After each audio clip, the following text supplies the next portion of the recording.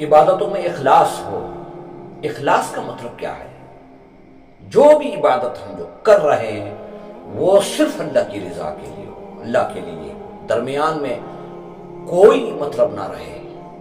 عبادت ہو تو صرف اللہ کے لیے۔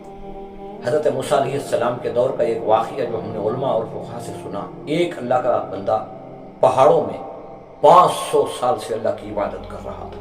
500 سال سے اللہ نے حضرت موسیٰ علیہ السلام سے کہا کہ اے موسیٰ جاؤ فلاں پہاڑی میں، جنگل میں ایک بندہ میری 500 سال سے عبادت کر رہا ہے، اب جاؤ اس کو پیغام دو کہ ہم نے اس کی عبادت کو نامنظور کر دیا، رد کر دیا۔ یہاں بات سمجھنے کی یہ ہے کہ اللہ نے خود کہا میرا بندہ میری عبادت کر رہا ہے، نہ اس میں شرک ہے نہ دکھاوا ہے۔ اللہ کا نظام بھی بڑا عجیب ہے، اللہ کی آزمائش بھی بڑی عجیب ہے۔ حضرت موسیٰ علیہ السلام اسے ڈھونڈتے ہوئے گئے، جب اس کو پایا دیکھا تو اسے کہنے لگے اے اللہ کے بندے تو نے 500 سال اللہ کی عبادت کی ہے۔ اب وہ سنتے ہی چونک اٹھا، پہچانتا نہیں تھا حضرت موسیٰ علیہ السلام۔ پوچھنے لگا کہ اے اللہ کے بندے تمہیں کیا پتا؟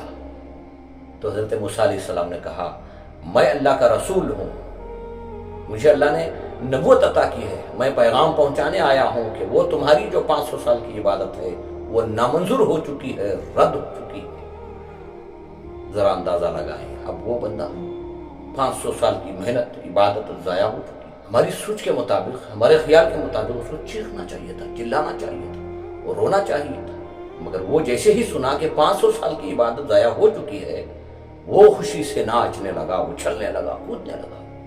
حضرت موسیٰ علیہ السلام تو پریشان ہو گئے، پوچھنے لگے اے اللہ کے بندے تو پاگل تو نہیں ہو چکا ہے؟ تیری 500 سال کی عبادت ضائع ہو چکی ہے، برباد ہو چکی ہے، نامنظور ہو چکی ہے، چیختا چلاتا روتا تو الٹا خوشی سے ناچ رہا ہے۔ اب یہاں جو اس بندے نے جواب دیا یہ اصل عبادت کا مطلب ہے۔ اس نے کہا اے اللہ کے نبی عبادت منظور ہوئی ہو یا نہ منظور ہوئی ہو مجھے اس سے کوئی مطلب نہیں، مجھے اس بات کی خوشی ہے کہ جس مالک کو میں 500 سال سے یاد کر رہا تھا آج اس مالک نے مجھے یاد کر لیا، بس یہی خوشی میرے لیے کافی ہے۔ دوستو اخلاص کا مطلب یہ ہے کہ جو عبادت ہم کر رہے ہیں وہ صرف اللہ کے لیے، صرف اللہ کے لیے، کوئی مطلب باقی نہ رہے۔ ہم 500 سال عبادت کریں، 100 سال عبادت کریں، مطلب یہ نہیں، ہم اسے یاد تو کر رہے ہیں، ایک بار بھی اگر وہ ہمیں یاد کر لیں بس یہ ہمارے لیے کافی ہو جائے۔ دعا کرو اے اللہ ہماری عبادتوں میں اخلاص ہو، اے اللہ ہماری ساری عبادتیں تیرے لیے، کہ جب تشہود پڑھتے التحیات للہ والصلوات والطیبات، اے اللہ میری مالی قولی ساری عبادت تیرے لیے ہے۔ جب نبی پاک صلی اللہ علیہ وسلم معراج کے موقع پر یہ کہا تو اللہ سبحانہ وتعالیٰ نے کیا کہا؟